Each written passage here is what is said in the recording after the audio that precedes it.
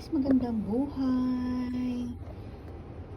Ayan guys, kailangan natin buhayin ang ating aloe vera dahil may beauty tip si Madam Marilyn Pablo na sabi niya ang aloe vera ay maganda sa buhok, katulad ko na nalalagas na ang buhok sobra, parang may cancer na. So ayan guys, tanggalin natin na ano pala sila guys, na nagkaka-sunburn din. So ayan na, meron na akong naipon, lalagay ko sa freezer yan para ilagay sa buhok mamaya. So diba, maganda daw yan, sabi ni Madam Marilyn Pablo.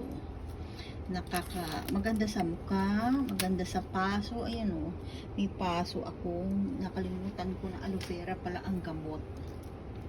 Pero sabi nila guys, ito daw aloe vera kailangan yatang bungkalin ko at i-separate para hindi sila nagkukumpul-kumpul. Kaya lang yung mga dry leaves nilalagay ko din dito. Ayan na guys, so nabuhay na yung ating yung sibuyas na ano, ang tawag doon, scallion, scallop, something, basta ganyan. Ayan. Nadadry siya kasi sa sobrang init. So ayan, may tumubo, iba, hindi ko alam kung ano yan. Mama Senyas, help. Shout out po. Gandang buhay everyone. Hindi ko alam kung ano yan, Mama Senya. Nilagyan ko din siya ng itlog. Yung balat ng itlog. Kasi alam ko balat ng itlog. Ayan. So ayan, bubuhayin natin to. Pilitin natin kahit wala tayong golden hands na ano. Kaya pilitin natin, nalagyan ko ng tubig.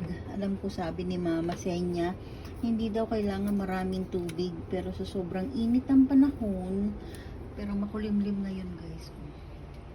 Mag-aalas 10 na. Pabago-bago ang weather dito, nakakaloka. Mainit, malamig, mainit, malamig. So ayan guys, ang beauty tip ni Madam. Aloe vera para sa buhok na kaakit-akit at ka-ano-ano. Bubuhayin natin to guys. May pag-asa pa to. Kaya gupitin lang natin yung mga dry at saka kunin natin itong mga ano, lagay natin sa freezer. Ayan guys. Happy Wednesday, Thursday dyan sa Pinas. So ayan. Salamat sa beauty tips ni Madam Marilyn Pablo.